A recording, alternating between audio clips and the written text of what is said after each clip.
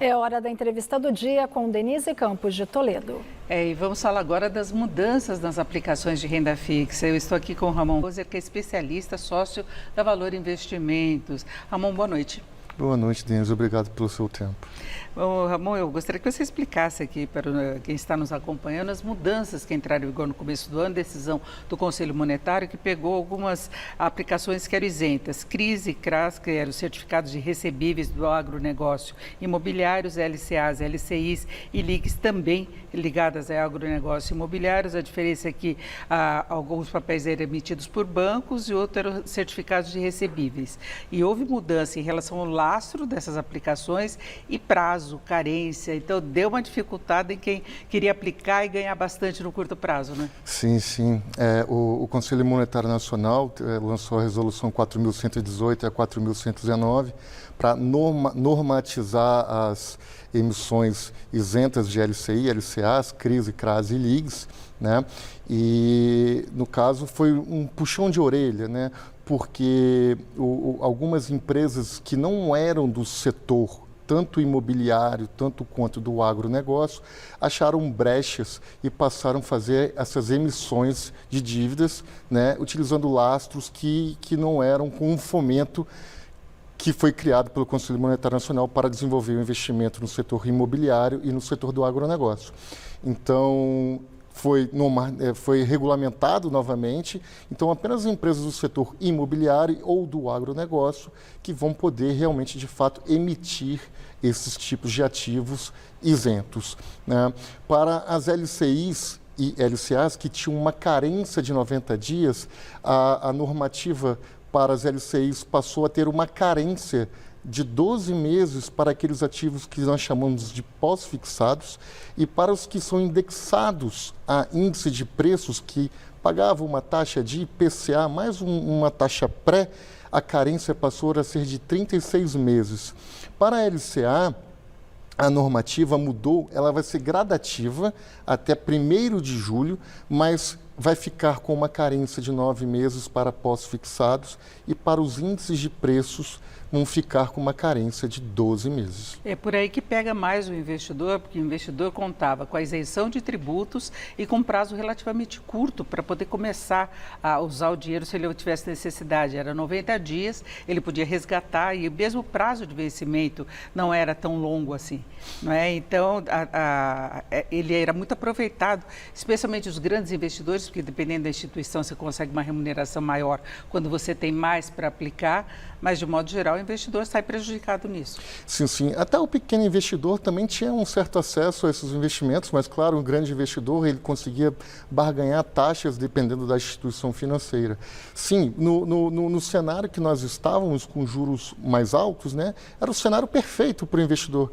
Ele tinha uma carência apenas de 90 dias, ou seja, logo após 90 dias ele já tinha uma liquidez, uma boa taxa e isenção de imposto. Então, era o melhor cenário de todos. Então, e tirou muito dinheiro, inclusive de fundo de investimento, por causa disso, de outras aplicações, né? Sim, sim. Muitos investidores passaram a resgatar o investimento de fundos porque pagavam imposto ou porque alguns investimentos tinham uma regra de resgate um pouco diferente.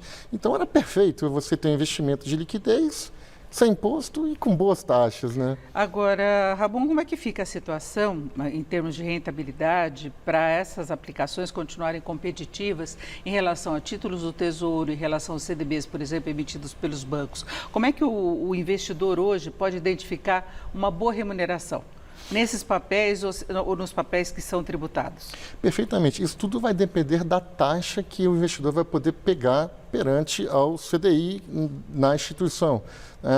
Um investimento hoje de liquidez tradicional, nós falamos que ele rende 100% do CDI com liquidez diária, um CDB. Que é mais ou menos a taxa Selic. É praticamente a taxa Selic. Ou o Tesouro Selic pode ser uma alternativa com liquidez diária. Então, o investidor, na verdade, ele vai ter que olhar para o perfil dele, para a estratégia dele, porque as LCAs e as LCIs continuam sendo uma excelente alternativa de investimento, são protegidas pelo Fundo Garantidor de Crédito, até R$250 mil. Porém, o investidor, de repente, vai ter que fazer um ajuste no portfólio dele, em que ele pode pegar um capital e botar no CDB ou no Tesouro Selic, onde ele vai acabar rendendo um pouco menos, porém ele pode adicionar aceitando uma carência de 9 meses, uma pequena parte do capital e melhorando a rentabilidade do portfólio da carteira dele. Agora, é melhor nessa perspectiva que nós temos de queda da Selic, pode chegar a 9% no final deste ano e talvez 8,5% e 8% no ano que vem, é melhor um título pré ou pós-fixado na sua avaliação? Isso aí vai depender muito do perfil do investidor. Os ativos pré, eles estão sujeitos à oscilação da taxa Selic. Então, caso ele venha precisar de resgatar o capital antes do vencimento, ele pode ter até uma surpresa negativa. Claro que a tendência de queda dos juros é sinalizada pelo Banco Central, né? Hoje saiu o índice do IPCA 15, né? Que vem mostrando que vai ter espaço para os juros cair realmente para os 9% que se fala ao final de 2024. Sim, uma parte do capital achamos interessante botar num pré-fixado, onde ele vai saber no vencimento quanto que ele vai ganhar naquele título. Ele garantir uma remuneração superior a essa projeção da taxa básica de juros, é isso? Sim, sim. Hoje, para um ano, alguns títulos... E considerando o imposto também. E considerando o imposto. Hoje, alguns títulos com uma carência, né, de 1 ano a 2 anos estão pagando 12%, 12,5%. Seria uma remuneração boa. Seria uma remuneração boa num cenário que você acredita que a taxa de juros vá para um 9%.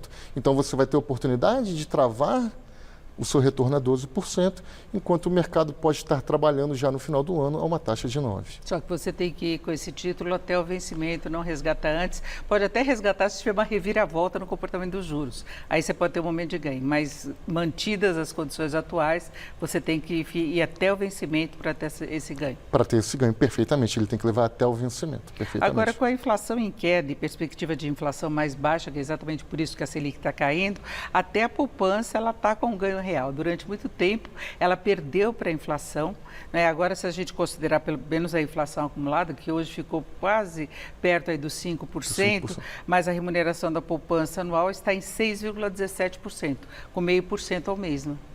Sim, sim, a poupança acaba também sendo, não é a alternativa melhor, o Tesouro Selic você acaba tendo um juro real, né, que é o retorno do seu investimento descontado da inflação, né, com juros a 11,25 e uma inflação a 5, a gente está falando de um juro real próximo a 6, né, a poupança você vai ter um juro real de 1%, né, ou seja, 6,17 contra 5.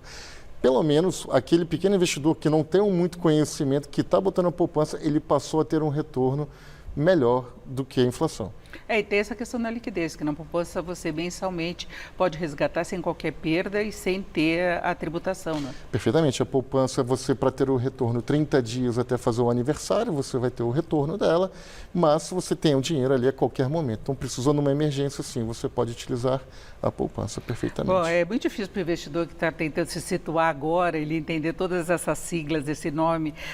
Como é que você vê, inclusive, o surgimento, a gente tem que falar rapidamente sobre isso, mas tem o Tesouro Renda Mais, o Tesouro Educa Mais, você tem novidades no mercado financeiro, novas opções mais direcionadas, né? Assim como a tecnologia desenvolve, os títulos de mercado também acabam aparecendo várias alternativas. Sim, o Tesouro lançou o Educa Mais, que é um título programável, onde a pessoa pode realizar um investimento para pagar a faculdade do filho, quando ele completar 20 anos para pagar uma faculdade. Tem o título da aposentadoria, que você pode aplicar ele e apenas resgatar. E, o que a gente pode dar é que hoje existem vários meios de informação e o mais importante, que a gente gosta de passar essa mensagem é a pessoa tem que se educar financeiramente e primordialmente ele identificar o perfil. O que é bom para um, de repente não é bom para você. Então, saber em que você está investindo e principalmente saber o seu perfil. Lidar com essa questão dos prazos todos e buscar a melhor remuneração possível. Perfeito. Eu agradeço muito a participação, a presença aqui do Ramon Kozer, que é especialista e sócio da Valor Investimentos. Muito obrigado, uma boa noite. Obrigado a você. Boa noite. Com você.